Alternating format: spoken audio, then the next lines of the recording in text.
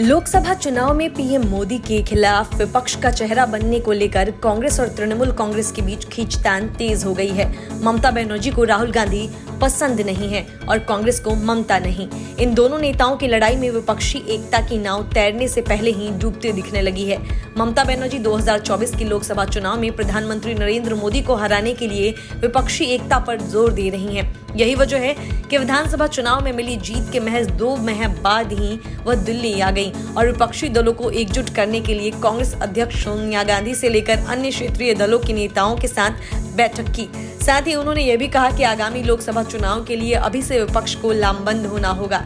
इसका असर संसद के मॉनसून सत्र में दिखाई देगा, जिसमें सभी विपक्षी दलों ने एकजुट होकर लोकसभा और राज्यसभा की कार्यवाही को बाधित रखा। पेगासस जासूसी और कृषि बिल के मुद्दे पर कांग्रेस के साथ तृणमूल और अन्य दलों ने एकजुटता दिखाई थी, लेकिन प्रधानमंत्री नरेंद्र मोदी के विकल्प में विपक्ष का चेहरा कौन होगा, इसे लेकर अभी से कई नेताओं के मन में महत्वाकांक्षा जन्म ले चुकी है। तृणमूल ने तो ममता बनर्जी को राष्ट्रीय स्तर पर विपक्ष के चेहरे के रूप में पेश करना भी शुरू कर दिया है, जो विपक्षी एकता में पलीता लगाने को काफी है। दरअसल तृणमूल के मुख्य पत्र जागो बंगला में एक लेख छपा है, जिसमें कहा गया कि कांग्रेस के पूर्व अध्यक्ष राहुल गांधी सफल नहीं रहे और नरेंद्र मोदी का एकमात्र विकल्प ममता बनर्जी ही है। लेख में पार्टी के लोकसभा सदस्य सुदीप बंदोपाध्याय समेत कई वरिष्ठ नेताओं के बयान हैं। बंद दरवाजों के पीछे हुई तृणमूल की बैठक में नेताओं ने कहा कि विपक्ष के खेमे में कांग्रेस का होना जरूरी है, लेकिन राहुल गांधी कई मौकों के बाद भी नरेंद्र मोदी के विकल्प के रूप में नहीं उभर पाई। तृणमूल ममता को मोदी के विकल्प के रूप में पेश करते हुए अभियान चलाएगी।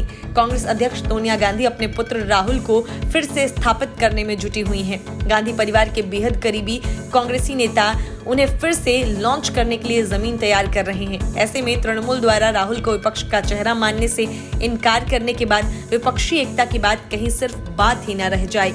सुदीप बंदोपाध्याय ने कहा कि देश को एक ही विकल्प की जरूरत है। एक लंबे समय से राहुल गांधी को जानता हूं, मगर यह कहने को मजबूर हूं कि वह नरेंद्र मोदी के विकल्प की तरह उभरने में नाकाम रहे हैं। पूरा देश अब ममता बनर्जी को चाहता है। हम सभी विपक्षी दलों से बात करेंगे और ममता को विकल्प के तौर पर प्रोजेक्ट करेंगे। सुदीप का यह भी कहना है कि उनका यह आकलन पिछले महीने के अनुभव पर आधारित है। सुदीप का यह बयान हैरान करने वाला नहीं है। राहुल गांधी पर इस तरह से निशाना साधे जाने को लेकर कांग्रेस के प्रवक्ता रणदीप सुरजेवाला ने प्रतिक्रिया दी। उन्होंने कहा कि तृणमूल के मुख्य पत्र में जो छपा है वह ठीक नहीं है।